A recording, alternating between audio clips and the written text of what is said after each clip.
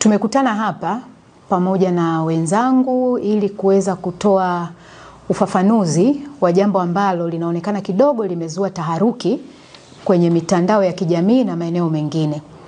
Na ufafanuzi huu ni muhimu kwa sababu kumekuwa na maswali mengi kuliko majibu. Na swala hili ni kuhusiana na video mjongeo inaitwa au klipu ambayo imekuwa inaruka inaonyesha kwamba kuna muuguzi anafanywa fujo au anakuwa harassed na mlinzi wakati yeye alikuwa akimzalisha mama labor ward. Sasa baada tu ya kuona tukio hilo juzi, waziri mwenye dhamana ya afya Jenista Mhagama alitoa maelekezo haraka sana swala hilo kufanyiwa kazi.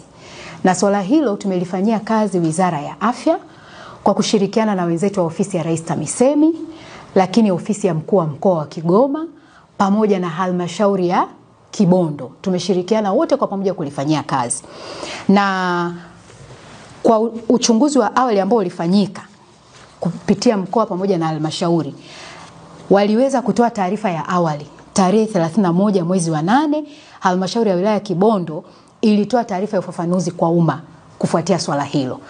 Taarifa hiyo mimi nina nakala hii hapa, na imetumwa kwenye mitandao mbalimbali ikiwemo tovuti mbalimbali za serikali. Kwa wale ambao wanahitaji taarifa hii, ipo kwenye mitandao ya kijamii, lakini pia iko kwenye tovuti za serikali ikiwemo tovuti ya Wizara ya Afya. Sasa nataka niweke wazi kitu kimoja. Kwanza, mama anapofanywa upasuaji kutoa mtoto, kwa maana ya kuchana hapa kwenye tumbo ili mtoto atoke, utoaji wa kondo la nyuma unapitia pale pale mtoto alipotolewa, pale alipochanwa mama. Utoaji wa kondo la nyuma haupitii ukeni kwa mama. Hilo nataka kwanza niliweke vizuri kabisa lieleweke.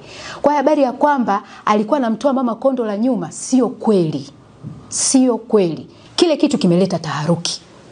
Hiyo ni kweli kabisa, kwamba lile tukio lilotokea pale limeleta taharuki.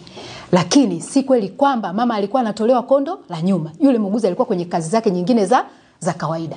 Na swala la kuvaa gloves kwenye huduma za afya ni swala la msingi. Watumishi wa afya tunavaa gloves hata kama ukiwa mhudumii mtu. Hapa tunapoongea mama na mtoto wanaendelea vizuri. Na hapa ninapoongea sasa hivi uchunguzi unaendelea. Kwa mahojiano yanaendelea. Sasa niombe sisi kama wataalam, lakini pia wananchi kwa ujumla, kwa sasa tutulie, tusubiri uchunguzi uishe.